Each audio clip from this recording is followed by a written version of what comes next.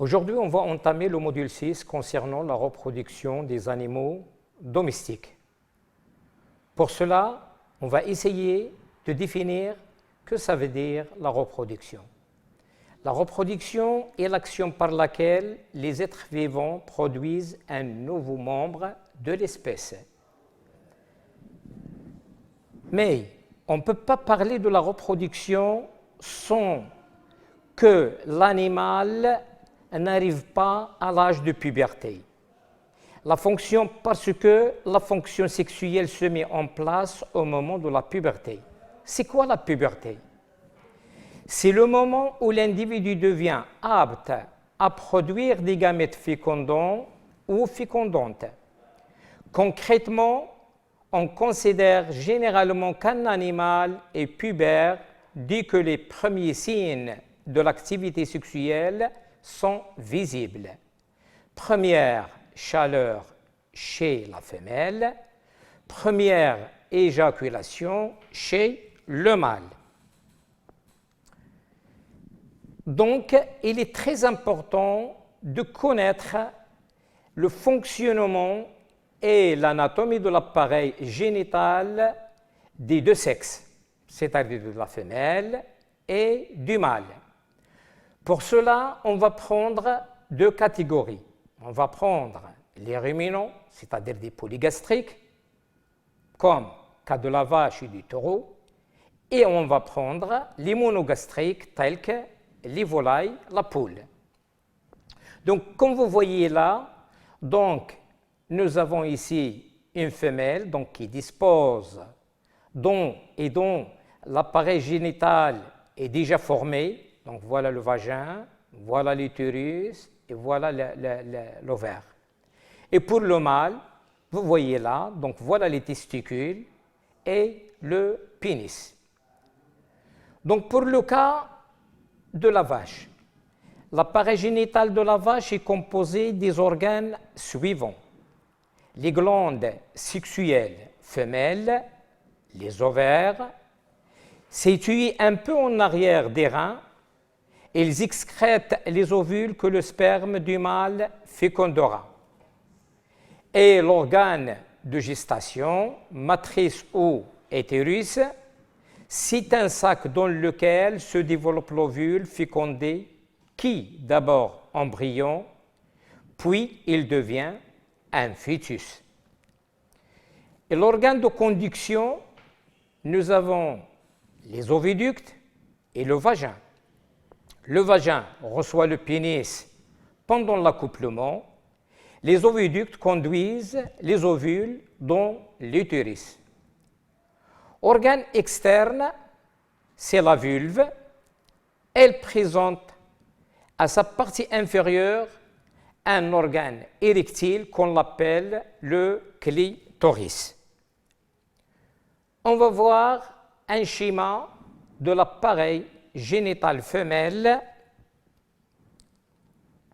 Comme on a cité avant, si vous voyez là, voilà l'ovaire qui est considéré comme élément principal dans la reproduction, parce que c'est au niveau des ovaires qu'on produise des ovules, voilà, et nous avons les oviductes, voilà, comme on a cité tout à l'heure, leur rôle principal, c'est la conduction des ovules vers l'utérus. Et voilà l'utérus. Donc, c'est là l'utérus, ou qu'on l'appelle organe de gestation, c'est tout simplement, c'est là où va se former, bien sûr, le fœtus. Là, il y a le vagin. Il est très, très important de bien connaître et de bien voir le col de l'utérus, c'est celui-là. Et puis, il y a la vulve, qu'on le voit de l'extérieur, elle a un petit le point que vous voyez ici, qu'on appelle le clitoris. Donc, il s'agit de l'anatomie de l'appareil génital de la vache. Donc, on va passer au cas du taureau, c'est-à-dire l'appareil génital du mâle. l'appareil génital du taureau est composé des organes suivants. Les glandes sexuelles, ce sont les testicules, sécrètent le sperme destiné à la fécondation. Elles sont logées dans des enveloppes ou on l'appelle des bourses. Puis les voies génitales, donc constituées par l'épididyme, les canaux déférents et l'urètre. Ce dernier reçoit les sécrétions des glandes annexes, vésicule séminale, prostate et glandes de Cooper. Et puis le pénis, qu'on le voit de l'extérieur, c'est l'organe de copulation. Et bien voilà l'appareil génital du taureau. Donc voilà les testicules, et comme on a dit que les testicules sont des organes essentiels pour accomplir la reproduction, du fait que ce sont les sécréteurs des spermes qui va féconder l'ovule. Là, vous voyez là, donc c'est le pénis, voilà, et les canaux différents, ce sont bien sûr des organes de conduction. Donc, ce sont les organes qui vont conduire le sperme, bien sûr, des testicules vers le pénis pour les déposer au niveau de l'utérus.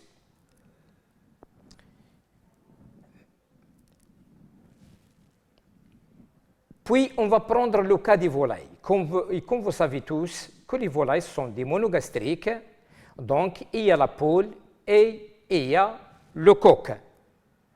Dans le cas de la poule, l'appareil génital de la poule est composé de deux parties, l'ovaire et l'oviducte. L'ovaire, la poule dispose d'un seul ovaire contrairement à la vache. La vache,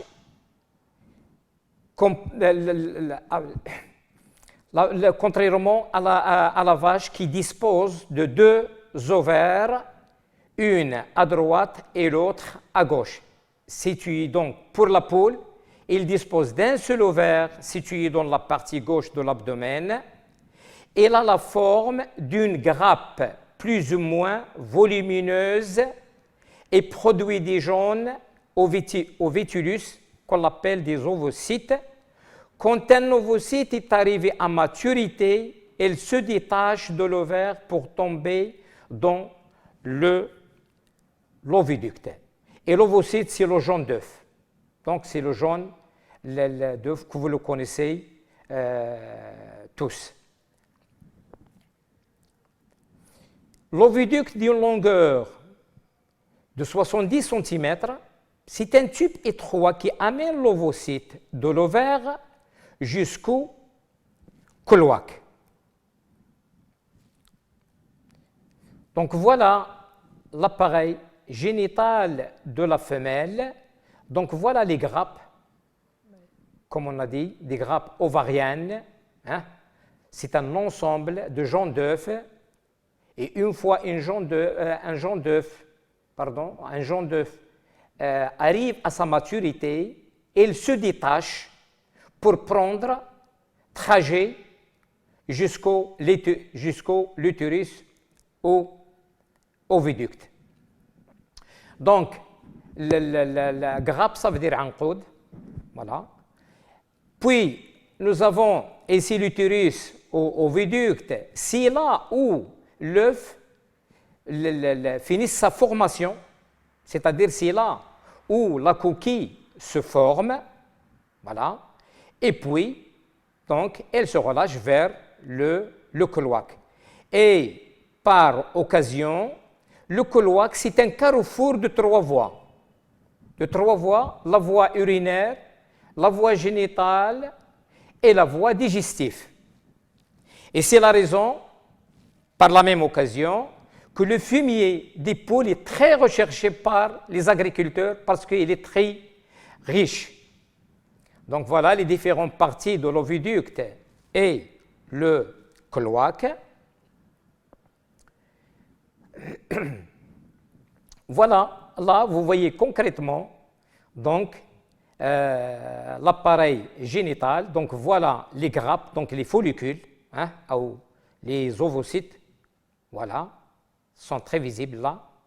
Puis, elle regagne, bien sûr, l'utérus, donc bien sûr, pour qu'ils finissent leur formation. Voilà. Puis, on a essayé de prendre un poulet et on a procédé à une autopsie pour vous montrer concrètement, voilà, donc, donc les ovaires chez les volailles, donc le mabed, il est connu par tout le monde. Voilà, donc il y a des ovocytes qui sont déjà formés, donc ils sont prêts ou arrivés au stade de maturation, donc ils vont regagner directement donc,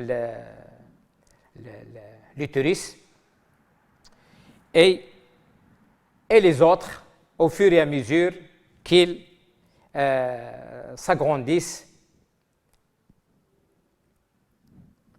On va prendre pour le cas du coq. L'appareil génital mâle des oiseaux est organisé en 3 unités morphologiques et fonctionnelles qui sont les testicules sont internes, au nombre de 2, et situés dans la cavité abdominale sur le premier lobe des reins. Les canaux différents.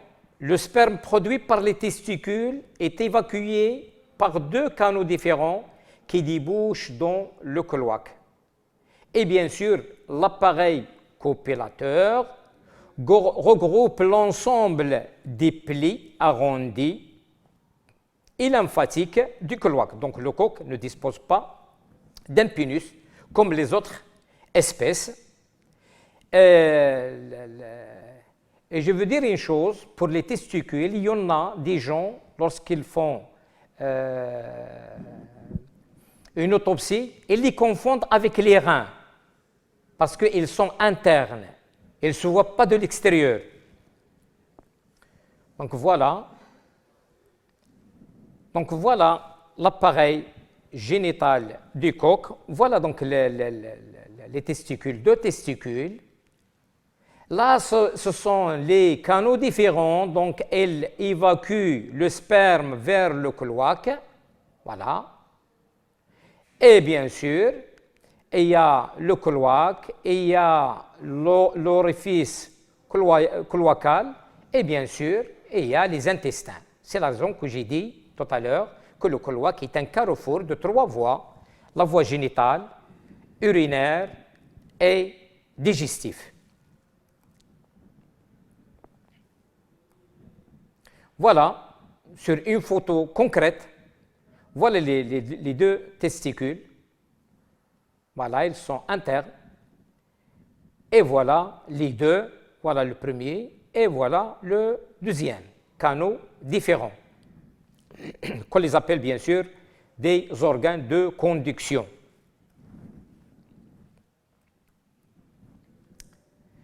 Particularité de la reproduction. Chez les ruminants, cas de la vache, les chaleurs. C'est quoi les chaleurs? Comme on a défini au départ que la puberté s'apparaisse par les premières chaleurs chez la femelle et la première éjaculation chez le mâle. Donc la vache, une fois arrivée à puberté, donc il y a déclenchement des chaleurs, c'est-à-dire les ovaires vont se manifester. À ce qu'on appelle l'ostrose chaleur peut être définie comme étant la période où la femelle accepte le chevauchement par le mâle ou d'autres congénères. L'immobilisation pendant le chevauchement est le seul signe certain des chaleurs. Il existe d'autres signes variables selon les espèces qui précèdent, accompagnent et suivent l'ostrus proprement dit, l'agitation, le beuglement, sécrétion vulvaire, diminution de la production litière, manque d'appétit, etc. Que ça veut dire un cycle sexuel? Définition. Contrairement à l'activité sexuelle des mâles qui est permanente, la femelle présente un fonctionnement sexuel cyclique. Ça veut dire quoi? Ça veut dire que la vache ou la femelle ne peut pas être fécondée à n'importe quel moment. Et il y a des moments critiques que la vache ou la femelle en général peut être fécondée, c'est au cours de ce cycle sexuel. C'est-à-dire il faut qu'il y ait une présence d'ovulation. Le cycle sexuel est défini comme étant l'ensemble des modifications qui ont lieu chez la femelle au niveau de l'ovaire, on parle de cycle ovarien, et au niveau du comportement cycle oestrien. Ces modifications se produisent à un intervalle sensiblement constant et propre à chaque espèce.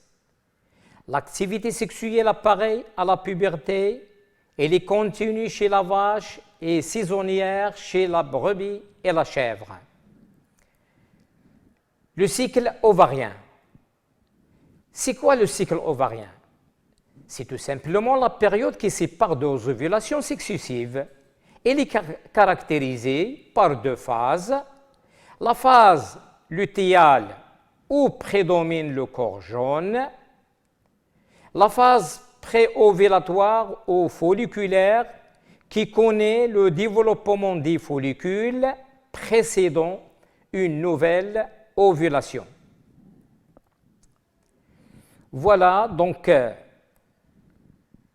ce schéma-là, donc ce sont les phases du cycle ovarien de la vache. Comme vous voyez là, le cycle ovarien de la vache, il se compose de deux phases. La phase, ce qu'on appelle phase folliculaire, et la phase lutéolénique. Au cours de la phase lutéolénique, donc, il y a une forte concentration de progestérone dans le sang libéré par le corps jaune. Donc, il y a développement du corps jaune, comme vous voyez là. Voilà, donc, une fois, il n'y a pas de fécondation, donc, il y a formation de corps jaune. Voilà. Et là, le corps jaune, donc, il libère de le sang la progestérone, et le rôle, bien sûr, de cette hormone, c'est de maintenir, c'est le maintien de l'ovaire au repos. Par contre, la phase folliculaire qui dure de 4 jours, là, il y a une forte concentration du sang des oestrogènes. Voilà. Et il y a formation des follicules qui ça se traduit, bien sûr, par une ovulation. Donc, c'est à ce moment, à ce niveau-là, il y a l'ovulation, c'est-à-dire il pourra être une fécondation.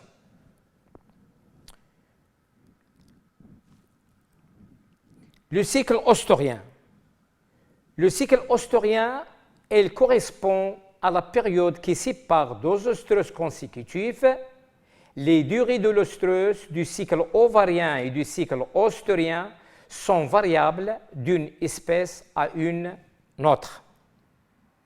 Le tableau suivant résume les caractéristiques de l'activité sexuelle de quelques femelles de ruminants. Voilà, donc on a pris l'activité sexuelle de certaines femelles de ruminants, telles que la vache. Là, comme vous voyez ce tableau, donc il désigne un certain nombre de renseignements très importants à partir l'âge de puberté, comme vous voyez. Donc pour la vache, l'âge de puberté, c'est de 6 à 12 mois. Elle a une activité sexuelle continue, contrairement à la brebis et à la chèvre. Voilà. Le cycle sexuel, la durée moyenne du cycle en jours, 21 jours pour la vache, 17 jours pour la brebis et 21 jours pour la chèvre. La durée de l'œstrus, c'est-à-dire le moment, combien ça dure l'ovulation. Il y a une ovulation, donc il faut profiter le maximum possible de présenter soit le taureau ou une insémination artificielle. Donc ça dure chez la vache de 10 heures à 24 heures, pour la brebis de 24 heures à 36 heures et de la chèvre de 32 à 36 heures. Pour la durée de la phase lutéale en jours, donc comme vous voyez pour la vache, la durée lutéale c'est 17 jours et la brebis 14 jours. La durée de la phase pré-ovulatoire, donc 4 jours pour la vache et 3 jours bien sûr pour la brebis. Le moment de l'ovulation par rapport à l'œstrus. Donc il faut profiter de l'occasion de 6 heures à 19 heures après la fin de l'œstrus. Pour les ovins, tels que la brebis, de 32 heures après le début, et pour les caprins, c'est-à-dire la chèvre, 32 heures après le début.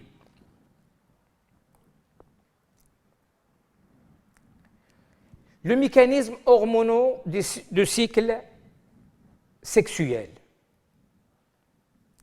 L'évolution des concentrations hormonales au cours des cycles sexuels, les contractions dans le sang des hormones ovariennes et hypophysaires subissent des variations caractéristiques au niveau de l'ovaire. Pendant la phase préovulatoire, le taux de progestérone chute brutalement alors que les oestrogènes sont produits d'une manière croissante jusqu'au déclenchement des chaleurs. Pendant la phase lutéale, le taux d'oestrogène est faible, alors que celui de la progestérone est élevé, permettant le maintien au repos de l'ovaire et maintenir même la gestation. C'est la raison qu'on l'appelle la progestérone. Donc, par la même occasion, je vous donne une petite signification d'oestrogène. Que ça veut dire oestrogène? L'oestrogène signifie qu'il engendre l'oestrus, sécrété essentiellement par les follicules de l'ovaire. Ils ont pour rôle primordial de provoquer l'oestrus aux chaleurs. Pour la progestérone, signifie qu'il permet la gestation, sécrétée essentiellement par le corps jaune de l'ovaire.